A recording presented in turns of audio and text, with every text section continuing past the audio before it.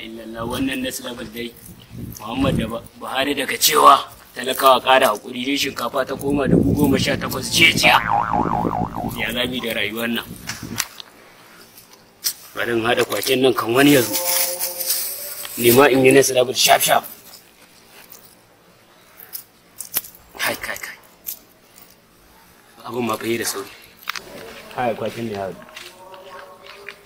na ƙyarfa muka same shi ma ko Buhari ya ya masta barka da yau barka kana nan ne dama wallahi tun da gaskiya ne barkan shi yauwa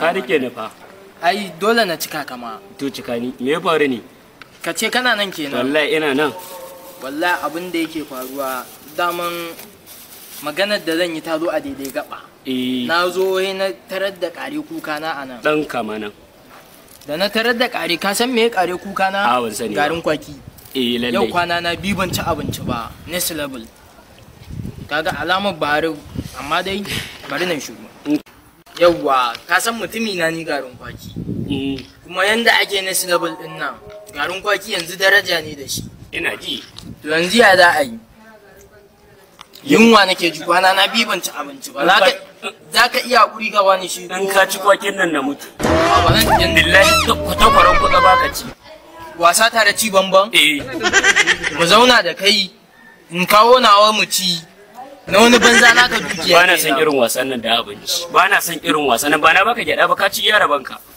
waye ukun ni na bushe ta ma ba kai ka bushe mun ka siya ne ban siya ba dai amma ai ina siya ka ci dai ko da bai ka ƙara bani haka za ka ce an faɗa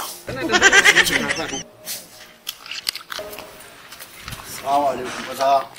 Amma alaikum salam. Ya ga waje zauna mana nan. Ni ba zuwa ne kan ba. Me ke tafa da Kuna nan za a yi baku. Me ke faruwa? Kuna nan za a yi baku ga yacin ana ta walima za a rikashe za a yi dina za a yi bishasha za a ci kaji. Kuna nan kuna fama da zaman area. Kaji? Kaji wala. Za a ci kaji. Haina. A nan wata walima ce an bani get pass.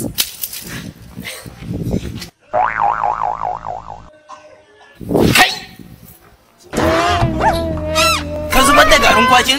Mu da za mu ci kaji. In za mu ci kaji ka zubar da garin kwaki? Kwakin banza?